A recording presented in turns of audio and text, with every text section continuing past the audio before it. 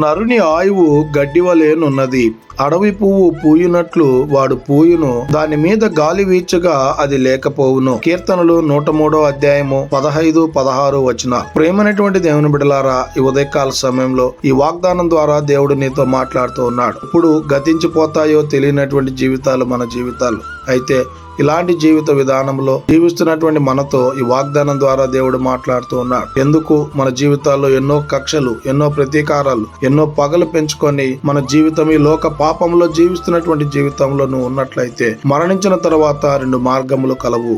మొదటిది పరలోక రాజ్యము, రెండవది నరకము. నువ్వు నరకములోనికి వెళ్ళాలంటే నీ ఇష్టానుసారముగా ఈ లోకములో జీవించవచ్చు. అయితే ఆ పరలోక రాజ్యంలో నువ్వు చేరాలంటే నిజమైనటువంటి దేవుడు యేసుక్రీస్తు ప్రభు. ఆ దేవుని గనక నువ్వు నిజరక్షకుడిగా అంగీకరిస్తే నీ లోక పాపములను తీసివేసి నిన్ను పరలోక రాజ్యంలో చేర్చేటువంటి వాడిగా ఉన్నాడు. ఇక నుంచైనా లోక పాపములను విడిచిపెట్టి ఆ పరలోక రాజ్యము కొరకై మనం ఎదురు చూస్తూ నిజమైనటువంటి దేవుడిని సొంత రక్షకుడిగా అంగీకరించినట్లయితే ఆయన మనల్ని పరలోక రాజ్యంలో చేర్చేటువంటి వాడిగా ఉన్నాడు గనక ఇదన వాక్యం ద్వారా దేవుడు మనలందరినీ బలపరిచి దీవించి ఆశీర్వదించును గాక. ఆమేన్. ప్రార్థన.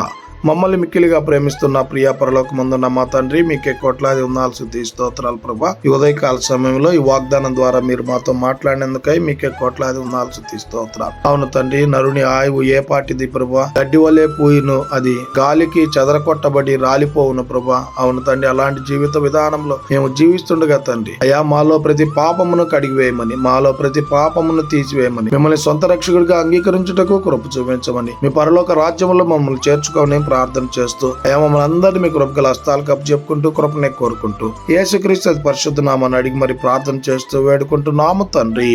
ఆమేన్.